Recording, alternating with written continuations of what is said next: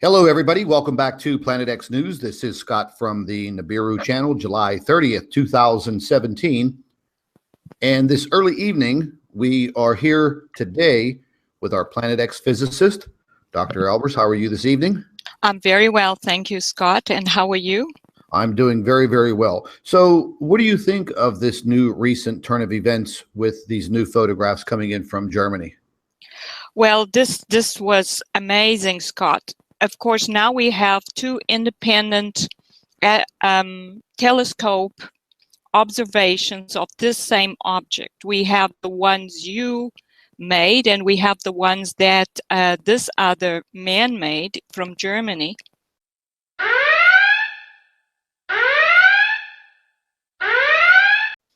So we have, therefore, independent corroboration from two different points on the surface of the planet from two different people. And I was so surprised to look at this object and to see that it's lost even more of that material that was clinging to its solid surface. It's obviously the same object. It's blue.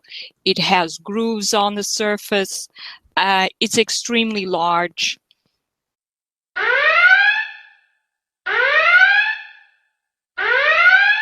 At 2 o'clock this morning, whenever I started going through my emails, and I immediately recognized this, it's like a text message that comes from a cell phone, and I recognized the country code for Germany. And, you know, over the course of the last 9 months, I've really lost a lot of contact with a lot of my European subscribers for one reason or another. I believe it has something to do with the internet, because this all started to occur back in October of 2016. Well, I would say about a week after the internet issue was handed over to the UN, or whatever Obama did.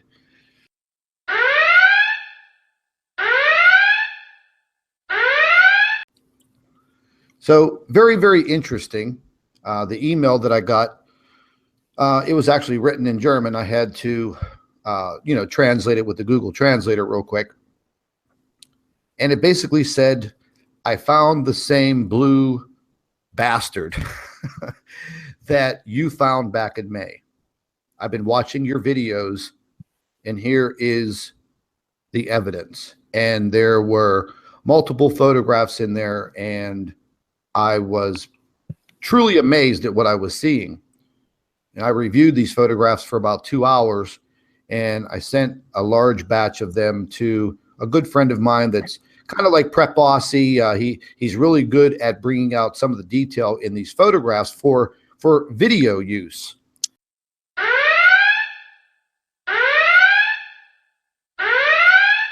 Well, that's bullshit.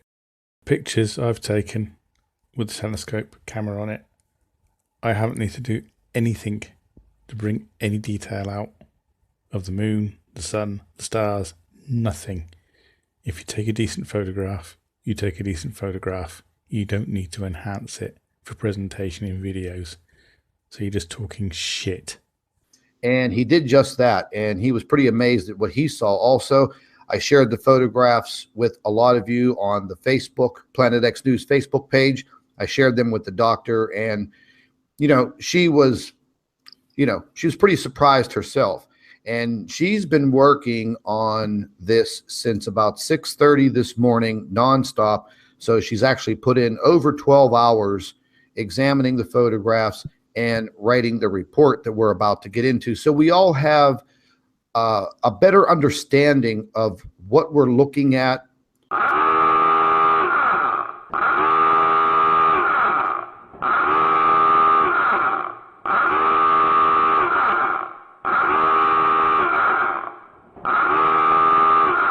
Yes, but most normal people call them JPEG compression, dirt on CCD sensors, or gamma rays. Not you two though, Neo. They have to be planets, or stellar cores, arseholes. What these possibilities really are. And listen, ladies and gentlemen, there's a lot of people out there that are really trying to research and investigate this matter also. And there is a huge possibility that we are experiencing and possibly seeing multiple objects and possibly different types of stellar objects. And the doctor came to that conclusion today.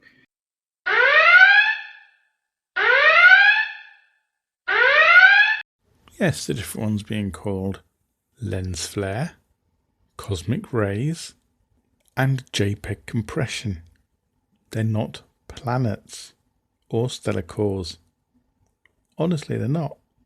And there's a couple YouTube channels out there that I got to give a shout out to, and that's Pete over at WDHCO.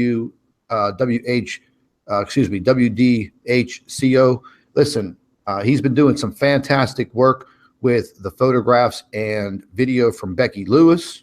Absolutely amazing footage. And Pete's a pretty smart guy. He's been doing this for a long time.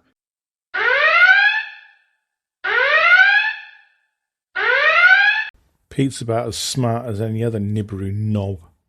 He's also very underhand and rather nasty type. But he's only as scary as you allow him to be. He's a twat. Treat him like a twat. You can soon put him in his place. BP Earthwatch came out with a video today. BP just came right out and called NASA a liar. You're hiding something. And he was able to prove it using some old LASCO footage from 2014.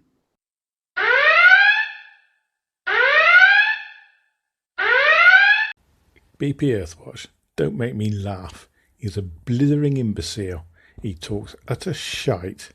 And he's also another proponent of his electric universe, which can't hold its own fucking water with a colostomy bag. Jeff P., doing all of his work on proving that there is a sun simulator or some other form of light out there, some type of device or object that is blocking our view.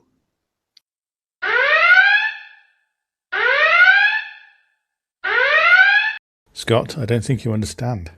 This picture, and the many others I'm going to be taking, shit all over this stupid sun simulator, sun shield crap. There isn't one.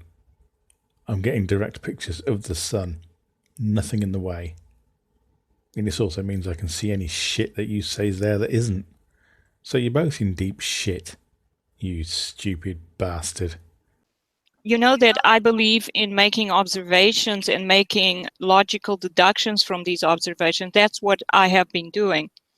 And to tell you the truth, the observations of these objects, these solid objects in the sun's corona, of which this is one of many.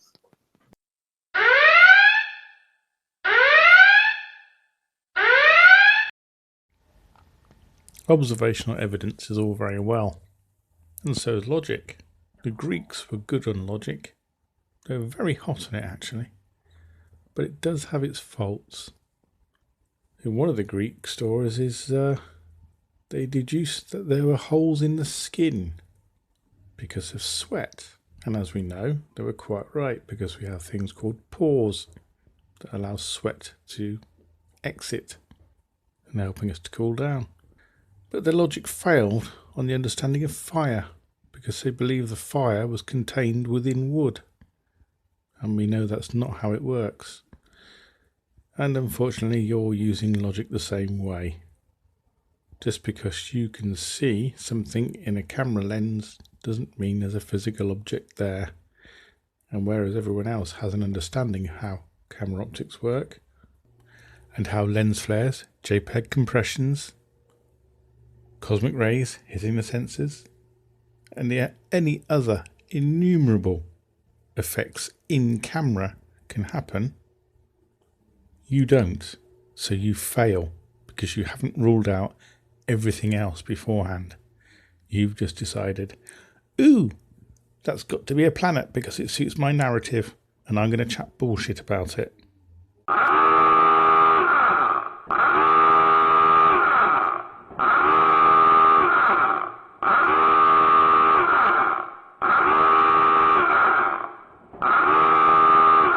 Now, an object that is 1/3 the size of the sun is 3.3 times the size of Jupiter. because the sun is 10 times larger than Jupiter. So immediately we have an extremely large object close to the sun. And the objects seem to have stripes. And what kind of objects in the universe have stripes? It's gas giant planets like Jupiter have stripes, and brown dwarfs, which are substellar objects somewhat between stars and gas giant planets, and with the same type of cloud formations as gas giant planets, so striped cloud formations. So initially this object looked like it might be a gas giant or a substellar object, a brown dwarf.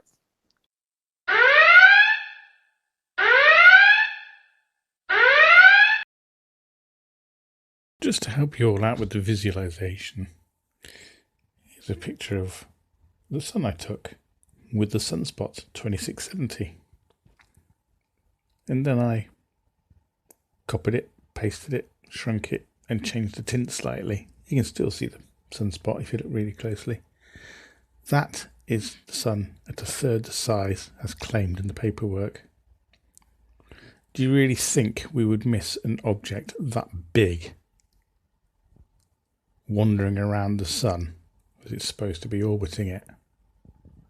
This really does call into question Claudia's claims. Come on, people, wake up. If I can see a tiny sunspot on the sun with my telescope, then I'm sure as hell going to be able to see wandering celestial remnants, or whatever she wants to call them. Think about it. And now at last we move to the nub of this video. The so-called pictures from the German astronomer. The thing is, I've seen this picture before. A while back, a long while back. So I think Scot's telling porkies, big porkies. And other than that, if this guy's an astronomer, the picture would have been much, much better than this. And there's some interesting things that have turned up in the meantime since this video was made, which is the whole reason behind this video. So I've chopped out a load of shit, and let's move on to the exciting bits, shall we? Low on energy. It's no longer able to ionize its, at least the top layers of gas. And when that happens, it starts growing in size, and it becomes what's called a red giant. A red giant therefore starts ejecting. So here we have it. This is the image that's about to cause all the ruckus.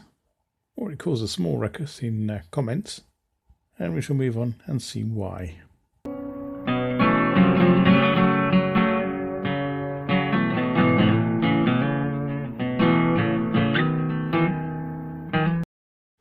So, the picture from the German astronomer turns up in one of Steve's videos on the same day. Actually, it turned up within an hour of Scott's video. So, did Steve nick it? Who knows? Who really cares? But it's the comment that Scott makes later on, about a week later, that's of interest. Because this is supposed to be the image from a German astronomer, unnamed as usual, as is with Scott. And it's a shitty pic from an astronomer. Doesn't bear any resemblance to an astronomical pic, which is highly suspicious in itself. And then there's this comment. So, here's the comment.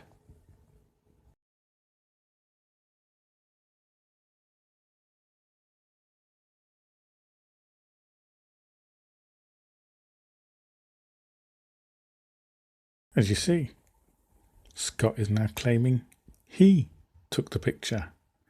And we've run through all the videos since, and we haven't seen any other pictures that have come from Scott's videos. So, this is the only one that we know is a crossover from Scott's to Steve's. So, this is the one he must be referring to. And Scott is saying he took the picture. Not the German astronomer of no name, Scot. So, has he been lying again? Wouldn't surprise me. Then we came across a comment on Facebook. Obviously, we have to anonymize the comment, but it made for interesting reading.